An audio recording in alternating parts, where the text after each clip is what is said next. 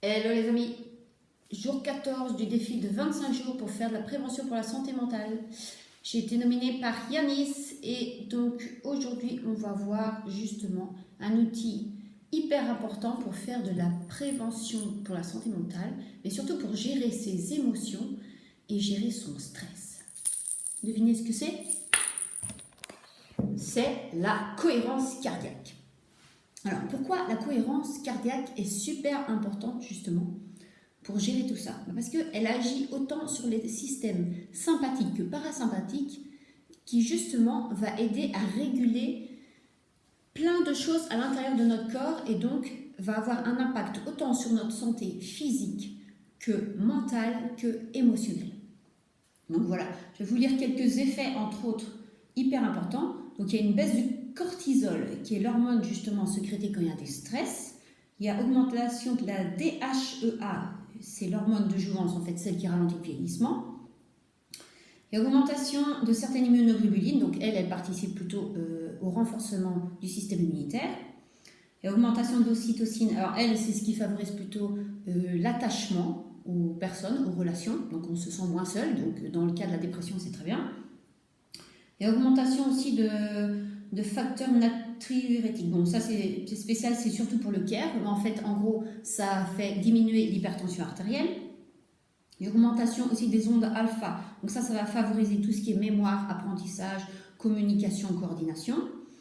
Il y a aussi action favorable sur beaucoup de neurotransmetteurs, donc qui vont être les hormones entre autres pour véhiculer les émotions. La dopamine, alors ça c'est pour le plaisir.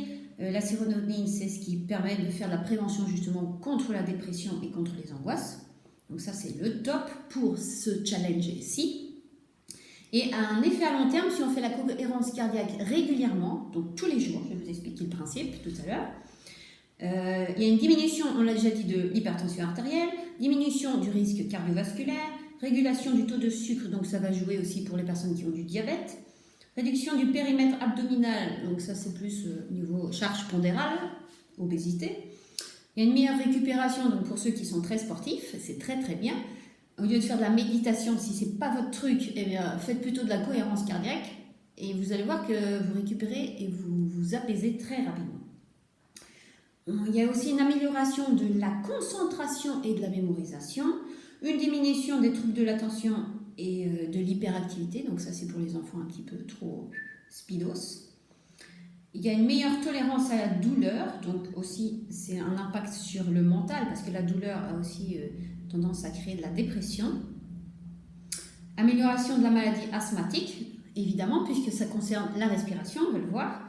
Et amélioration des maladies inflammatoires, ben oui, parce que ça diminue justement l'effet des inflammations. Alors, je vais vous expliquer le principe de la cohérence cardiaque. En fait, c'est sur une gestion de la respiration. Donc, le but, c'est que d'habitude, on a tendance à respirer plutôt saccadé ou pas longtemps. On respire plutôt court. Donc là, le but, c'est de forcer un petit peu sur sa respiration en faisant une inspiration qui va durer 5 secondes et une expiration qui va aussi durer 5 secondes. Donc, la respiration, qui comprend l'inspiration et l'expiration, elle doit durer 10 secondes au total. Et comme un enfant fait 6 pendant 1 minute, parce que 10 fois 6, ça fait 60 secondes, ça fait 1 minute, eh bien, justement, ça va être ça le principe, c'est que pour retenir les choses, on fait le 3, 6, 5. Donc 365, facile à retenir puisque c'est les jours de l'année. 3, c'est parce qu'on va le faire ça 3 fois par jour. 6, c'est parce qu'il y a 6 respirations qu'on va amplifier par minute, puisque chaque respiration, inspiration et expiration comprise, dure 10 secondes. Donc 6 fois 10, 60 secondes, donc 1 minute. Et enfin, 5, parce qu'on va faire ça pendant 5 minutes. Et le 5, ça peut aussi faire retenir que l'inspiration comme l'expiration doivent tenir 5 secondes.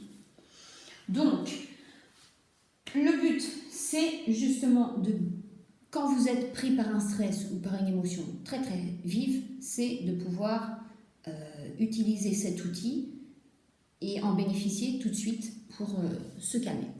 Voilà. Donc, c'était ma petite contribution du jour. Et si vous l'utilisez, vous allez voir que ça a un effet immédiat. Voilà.